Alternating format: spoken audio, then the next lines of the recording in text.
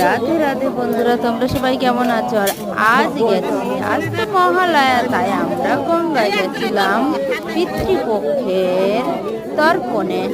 আর দেখো এদিকে আমরা তো ফুল সবাই হাতে নিয়েই মন্ত্র বলতে বলতেই, আর আমি একটু যেহেতু ভিডিওটা করে নিয়েছিলাম তাই একটু আমাদেরকে ঘুরে দেখাচ্ছিলাম। আর দেখুন কত ভক্তবৃন্দ সবাই গঙ্গায় তর্পণ করতে গেছে। আমি তো প্রথমে ফুলটাকে দিয়ে দিয়েছিলাম, ফুল মিষ্টি, আর মাসি তখন হাতে ফুল মিষ্টি আর ফল ছিল সেটাকেই গঙ্গায় দিয়ে দিল। আমার সোনামাও তো হাতে নিয়েছিল, সোনামাও দিয়ে দিল। গঙ্গার ফুলটা দিয়ে কি সুন্দর লাগছে, অপূর্ব দৃশ্য লাগছে। যেহেতু সবাই অনেকে তর্পণ করছিল ব্রাহ্মণ দিয়ে, আর সেগুলো দেখতে কত ভালো লাগছিল যে সবাই দেখে। আর ওই মাতাজিটা একটু সরিয়ে সরিয়ে দিচ্ছিল জলের মধ্যে, কি সুন্দর লাগছিল। আর এখানে যেহেতু আমরা তার আগে থাকতে একটু পুজো করে নিয়েছিলাম উপরে, আর এখানে জানো তো জগন্নাথ বলরাম সুভদ্রাও আছে, তাই আমরা এখানে দাঁড়িয়ে একটু ভগবানের উদ্দেশ্যে একটু দীপ ধূপ দান করছিলাম। আমার মাসিটা তখন প্রদীপটা রেডি করছিল।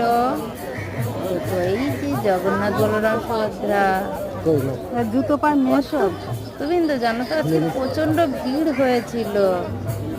যেহেতু আজকে পিতৃপক্ষের অবসান, তাই সবাই মিলে পিতৃপক্ষের উদ্দেশ্যে ধূপ দীপ আর পিণ্ড দান করছিল। পরবর্তী ভিডিওতে সেটা দেখাবো, এখন আপাতত এইটুকুই, দেখতে থাকো। আর দেখো কত ভক্তবৃন্দ এখানটায়। আমরা যখন স্নান করে উঠলাম তখনও তো অনেক ভক্ত ছিল। আর যেহেতু আমরা স্নানটা সেরে পরিষ্কার বস্ত্র পরে নিয়ে তারপরেই তর্পণের যজ্ঞটা আরম্ভ করেছিলাম।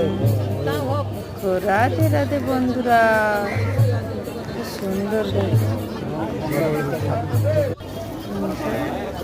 জগন্নাথ বলরাম সুভদ্রা যেহেতু আমাদের সামনে আছে।